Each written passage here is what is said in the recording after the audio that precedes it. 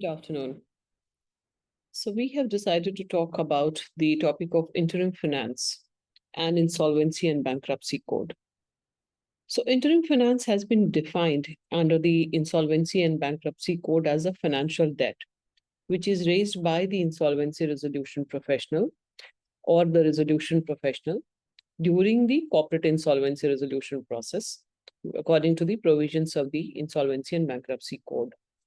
So the funds allow the insolvent company to remain operational and or meet the CIRP cost while undergoing the corporate insolvency resolution process.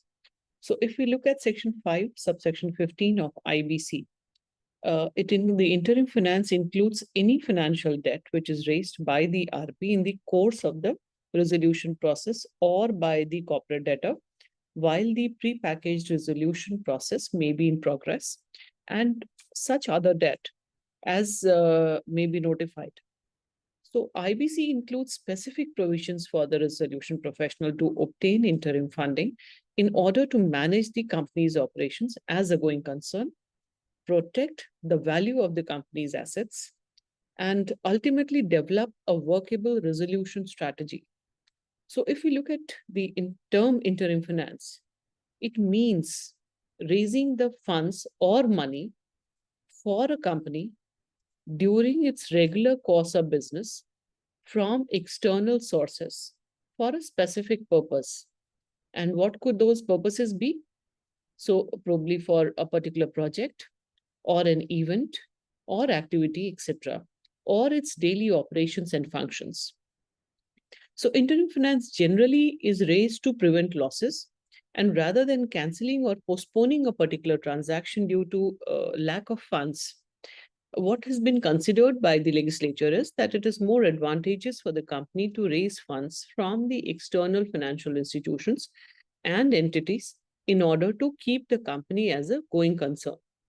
So the legislative intent behind the provision of the interim finance is provided for under the Insolvency and Bankruptcy Code in its preamble itself, and that is to maximize the value of assets of such persons or to promote entrepreneurship or availability of credit and balance the interest of all the stakeholders, including the alteration in the order of priority of payment of government dues.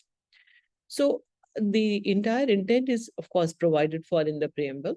And if we look at the interim report of BLRC, the Bankruptcy Law Reform Committee of February of 2015, it provides that the opinion that rescue financing can be a very effective way of preserving the going concern value for the viable companies, especially who are under financial distress.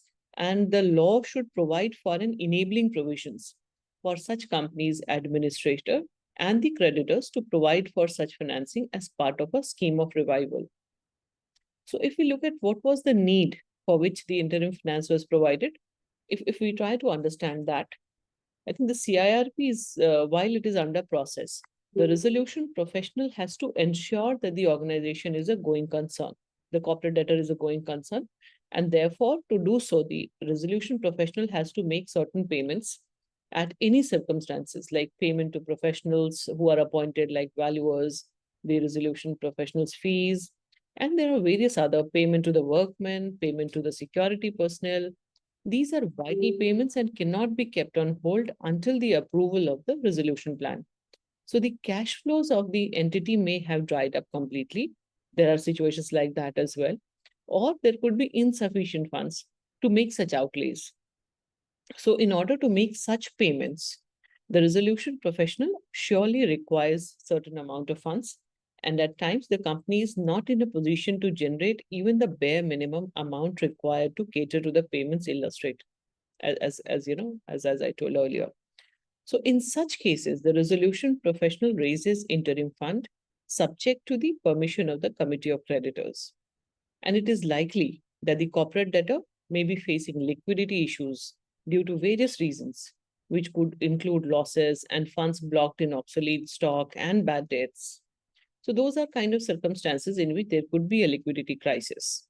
So in order to meet the budget or to address the immediate cash flow requirement, The resolution professionals need to examine the financial position of the corporate debtor, which includes the cash flows and also determine the working capital fund requirement in order to arrive at a possible solutions or options. So a cash budget is required usually to be prepared that will project the deficit in the short-term range, like 3 to 6 months, that needs to be funded. The resolution professional also has to satisfy that the corporate debtor can generate orders and execute them at a positive EBITDA. In case operations are likely to result in negative EBITDA, it is reflective of the non-viability and non-sustainability of the corporate debtor for a long period of time. So I think the IBBI has also very emphatically signified the need for interim finance, and therefore there is a very clear mandate from the Insolvency and Bankruptcy Code as well as the authorities in this regard to ensure that the organizations or the corporate debtors have sufficient interim finance in order to be able to cater to the requirement in order to ensure that the organization continues as a going concern.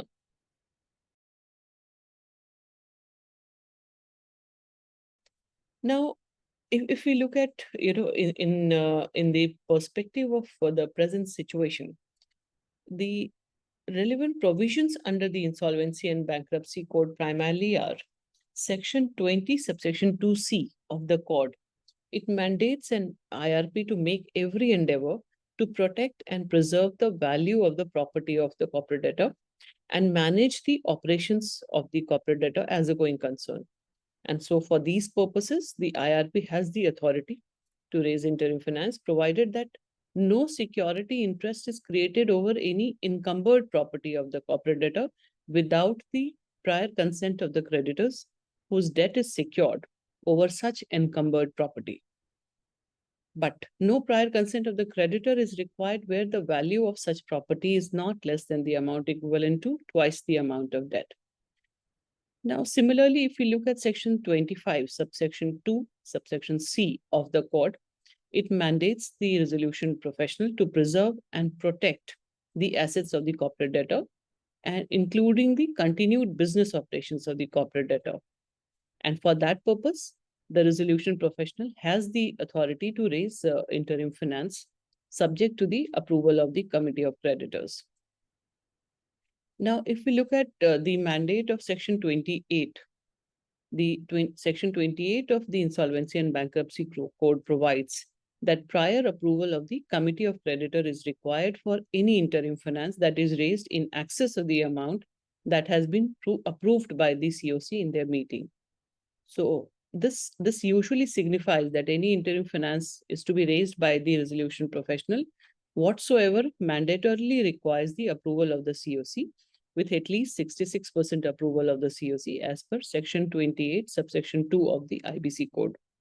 Now, if a resolution professional has raised any interim finance without the express approval of the COC, any such action will be considered void, and the COC may report such actions of the resolution professional to the IBBI for taking the necessary action against him, which will be in accordance with the provisions of the code.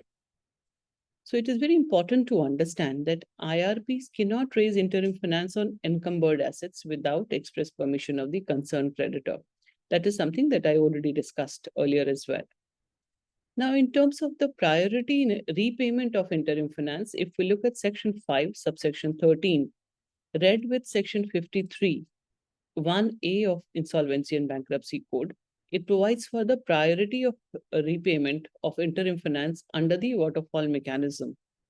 So what is provided under 53(1) is that notwithstanding anything to the contrary contained in any law enacted by the Parliament or any state legislature for the time being in force, the proceeds from the sale of the liquidation assets shall be distributed in the following order of priority. And in that priority, the insolvency resolution process cost and the liquidation costs are to be paid in full. And then the interest on interim finance, which is provided for in the Regulation 2 EA6 of the Insolvency and Bankruptcy Code of India, Liquidation Process Regulation 2016, which provides the liquidation cost to meet and include the interest on interim finance for 12 months or the period from the liquidation commencement date till the repayment of interim finance, whichever is lower.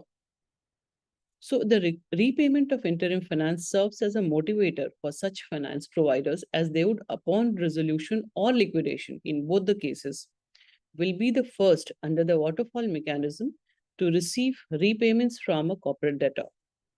Now, there are, if you look at the international framework in this regard, I think there are some framework that has been provided for in the United States, where rescue financing finds its mention under Chapter 11 of the United States Bankruptcy Code, which lays down funding alternatives for insolvent entities based on the debtor in possession insolvency model. So there are some references in that regard in Europe also, where it provides that in fact, in many European jurisdictions, the approval of courts and insolvency practitioners are given cardinal importance for raising rescue finances. If we look at the practice which is prevalent in Sweden, the super priority status is rendered only to those additional finances which are raised during the reorganization process with the assent of the court-appointed reconstructor. Similarly, there are some provisions in this regard in Italy, where the sanction of the court is a must to supply super priority status to the rescue funds raised from the creditors and shareholders. So, in fact, there are similar provisions in that regard in Singapore as well. So, so far as the international jurisprudence is concerned and the global regime is concerned, I think there are multiple jurisdictions where there have been clear provisions with respect to rescue financing. But so far as India is concerned, there are certain judgments as well that provides for the discussion with respect to interim finance. So there are multiple judgments in this regard, which we will discuss about in the next video that we will come up with respect to this as a series 2. Thank you so much.